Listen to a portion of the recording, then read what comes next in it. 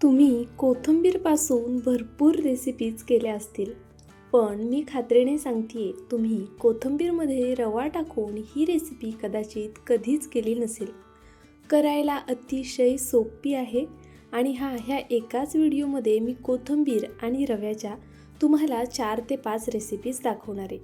त्यामुळे व्हिडिओ नक्की शेवटपर्यंत पहा. आपल्याला या रेसिपीसाठी सगळ्यात आधी लागणार आहेत 2 हिरव्या मिरच्या. तर पहा, तुम्ही तिखट किती प्रमाणामध्ये खाता किंवा तुम्हाला किती प्रमाणामध्ये ही रेसिपी करायची आहे त्यानुसार तुम्हाला इथे मिरचीचं प्रमाण लागू शकतं. तर इथे मी आता 2 हिरव्या मिरच्या घेतलेल्या आहेत. ह्या तिखट आहेत. तुम्ही तिखट तुमच्या आवडीनुसार कमी जास्त करू शकता. व्हिडिओमध्ये दाखवल्याप्रमाणे एका मिरचीचे असे 4 भाग करून घ्यायचे आणि त्यानंतरनं मिरची बारीक अशी चिरून घ्यायची. असं केल्यामुळे लहान मुलांच्या दाताखाली जरी मिरची आली तरी एवढी तिखट लागत नाही. जर मोठ्या मोठ्या मिरच्या आपण घातल्यात ना तर मग मुलांना निवडता येत नाही. तर तुम्ही अशा पद्धतीने अगदी बारीक चिरून घालू शकता किंवा मग वाटून घातलीत तरीसुद्धा चालणार आहे. तर पहा, इथे मी जवळपास एक मोठी मूठ भरून अशी कोथिंबीर घेतलेली आहे. तुम्हाला किती क्वांटिटीत हा पदार्थ करायचा आहे त्यानुसार तुम्ही इथे कोथिंबीरीचं प्रमाण कमी जास्त करू शकता. रेसिपी करायला अतिशय सोपी आहे. व्हिडिओ मोठा वाटत असेल कारण आपण यामध्ये 5 रेसिपी करतोय आणि तेही कोथिंबीर आणि रव्यापासून. आता त्यातली जी तुम्हाला आवडेल ती तुम्ही करू शकता किंवा एकाच वेळी सगळ्यासुद्धा करू शकता. तसं तर करायला घेतलं तर अवघ्या अर्ध्या तासामध्ये ही रेसिपी बनवून तयार होते, अगदी पाचीच्या पाची. तर पहा, इथे मी अशा पद्धतीने अगदी बारीक कोथिंबीर चिरून घेते आहे. कोथिंबीर मी चिरण्यापूर्वी छान अशी निवडून स्वच्छ धुवून घेतली होती आणि त्यानंतरनं ती अशी बारीक चिरून घ्यायची. तुम्हाला जितकी बारीक चिरता येईल तितकी बारीक चिरून घ्या. आता इथे आपली कोथिंबीर चिरून झालेली आहे. त्यानंतरनं कढई गरम करण्यासाठी ठेवायची आपल्याला. पहा, कढई छान अशी गरम झाली की यामध्ये आपण गरजेनुसार तेल घालून घेऊया. खूप जास्त तेल घालायचं नाही आहे. या चमच्याने मी 1 चमचा इथे तेल घालून घेतलेले आहे. आता तेलामध्ये सगळ्यात आधी आपण मोहरी घालून घेऊया.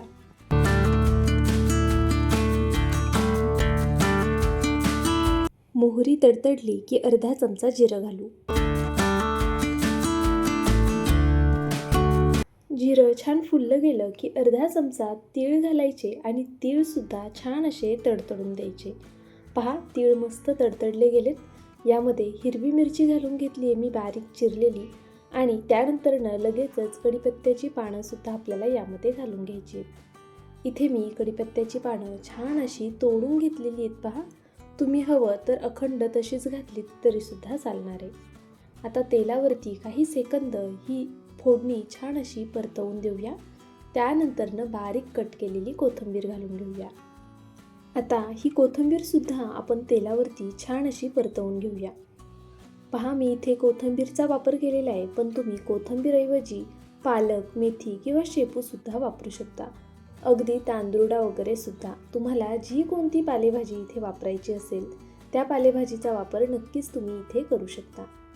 तर पहा, कोथिंबीर मी तेलावरती काही सेकंद फक्त परतवून घेतली. तिचा हिरवा रंग आपल्याला जाऊन द्यायचा नाही आहे, त्यामुळे खूप जास्त वेळ परतवू नका. फक्त काही सेकंद ही कोथिंबीर परतवून घ्यायची आहे. त्यानंतरनं आपण जो 1 वाटी रवा घेतला होता ना तो रवा यामध्ये घालून घ्यायचा. मी अगदी पाण्याचं प्रमाणसुद्धा तुम्हाला परफेक्ट सांगणार आहे आणि आपण यामध्ये अजिबातच उपमा करत नाही आहोत, त्यामुळे व्हिडिओ नक्की शेवटपर्यंत पहा. आता हा रवा आपल्याला अगदी बारीक गॅसवरनं छान असा भाजून घ्यायचा आहे. त्याचा हलकासा गुलाबी रंग येईपर्यंत हा रवा मी तेलावरती असा कोथिंबीरीसोबत छान असा भाजून घेणार आहे. आता इथे हवं तर तुम्ही 1-2 चमचे तुपाचा सुद्धा वापर करू शकता. पहा, रव्याचा रंग हलकासा बदलायला लागलेला आहे. आता आपण यामध्ये पाणी घालून घेऊया. मी इथे पाणी मोजून घालणार आहे, त्यामुळे तुम्हाला तुमची ही रेसिपी करताना फसण्याची अजिबात टेन्शन नसणार आहे. तर पहा, इथे मी ज्या वाटीने रवा घेतला होता त्याच वाटीने आपण 2 वाटी पाणी घालून घेऊया.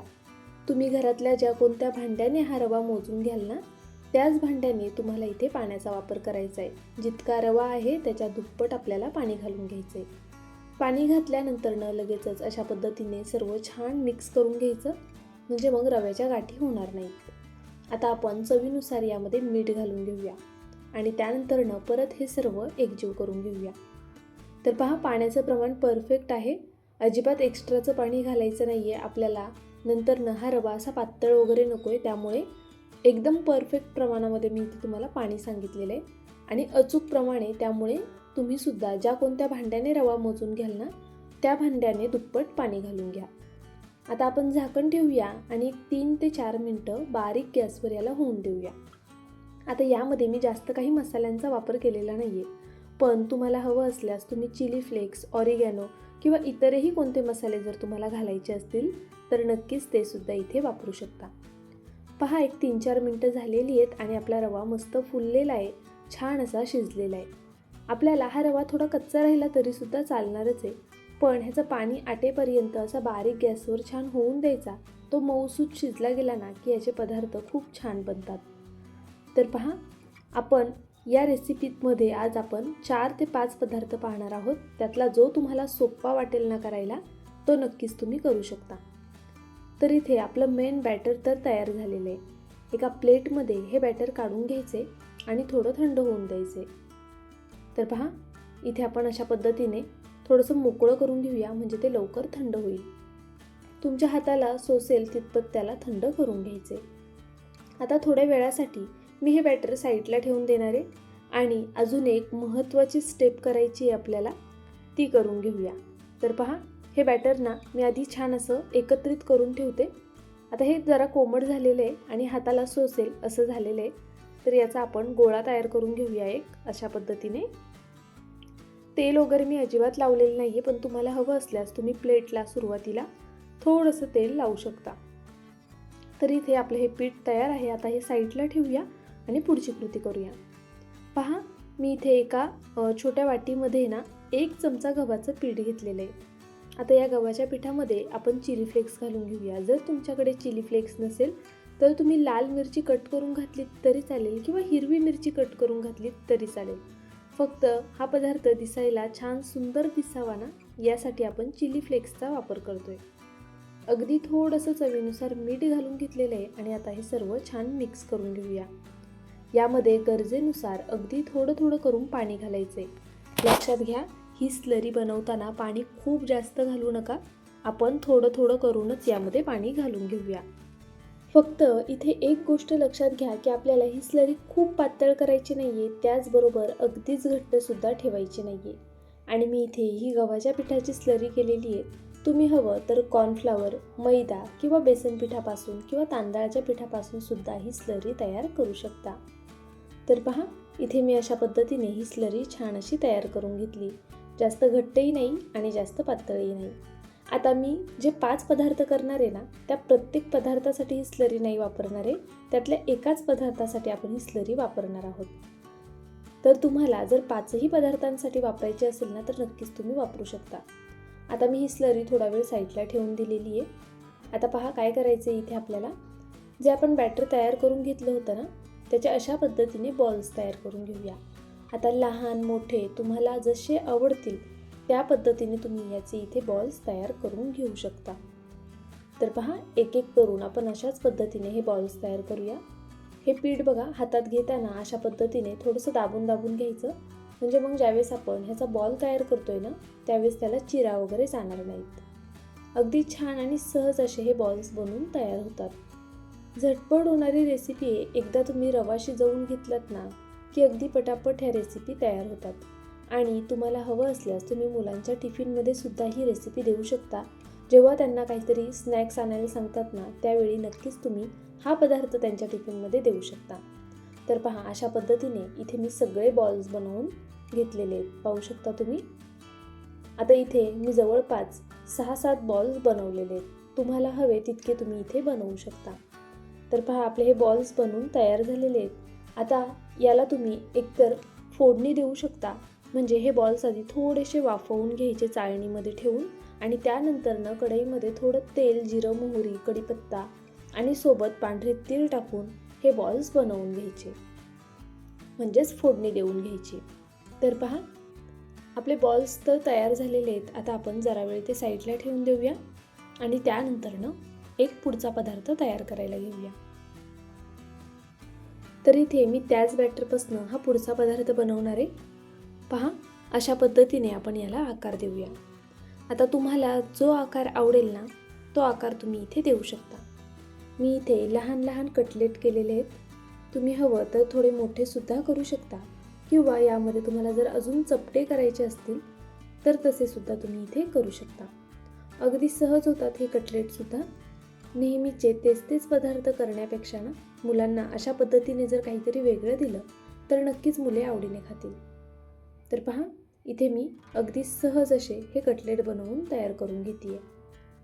याला चिरा वगैरे जाऊन द्यायचा नाहीयेत, फक्त ती काळजी घ्या. फक्त पोहे आणि कोथिंबीरपासून आहे की नाही भन्नाट रेसिपी. तुम्ही पाहुणे आल्यावर सुद्धा नक्कीच ही रेसिपी करू शकता. चहासोबत तर कमाल आहेच, पण चटणीसोबत किंवा इतर वेळी जेवणासोबत सुद्धा तुम्ही हा पदार्थ खाऊ शकता. तर पहा, इथे आपले हे कटलेट सुद्धा बनवून तयार झालेले आहेत.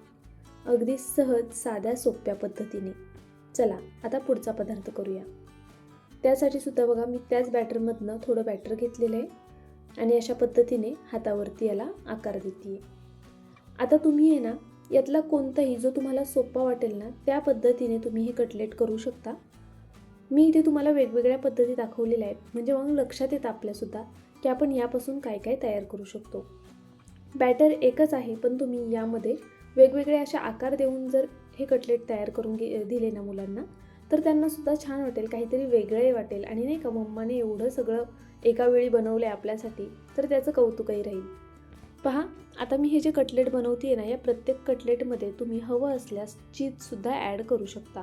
मध्यभागी चीज ठेवायचा आणि त्यानंतर ना अशा पद्धतीने या कटलेटला आकार देऊन घ्यायचा. तर पहा, आपले हे 3 नंबरचे कटलेटसुद्धा बनवून तयार झालेले आहेत. आता आपण हे सुद्धा जरा वेळ साईडला ठेवून देऊया आणि अजून एक पुढचा कटलेट पाहून घेऊया. तर पहा, इथे मी हातावरती पुन्हा थोडंसं असं बॅटर घेतलेलं आहे.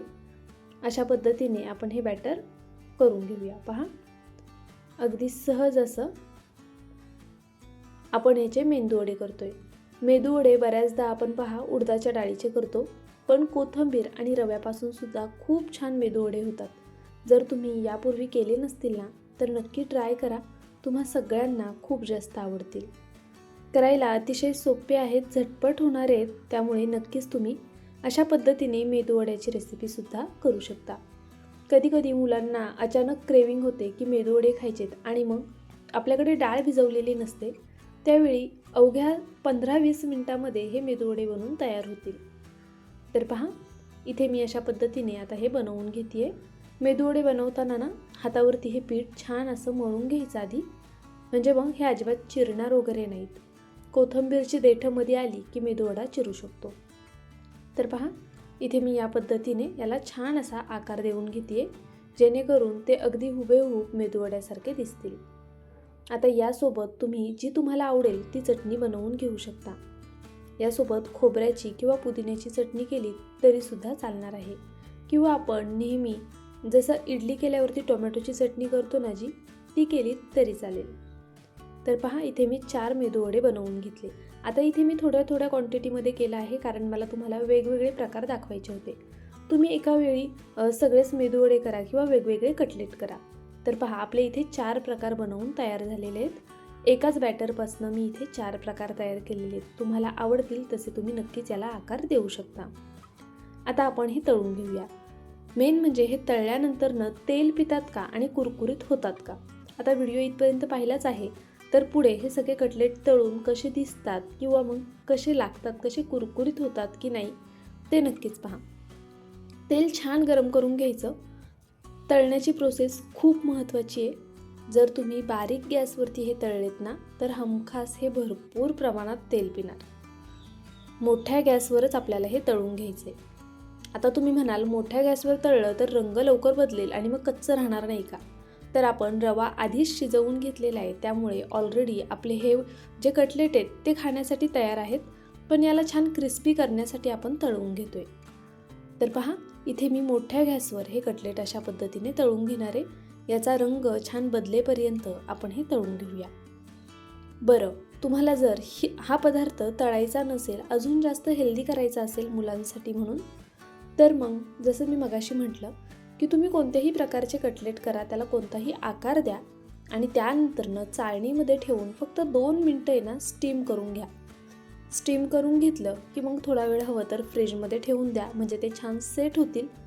त्यानंतर कढईमध्ये थोडंसं तेल घाला, जिरं मोहरी घाला, सोबतच कढीपत्त्याची पानं घाला आणि पांढरे तीळ घाला. लाल तिखट तुम्हाला हवं असेल तर नक्कीच तुम्ही ॲड करू शकता.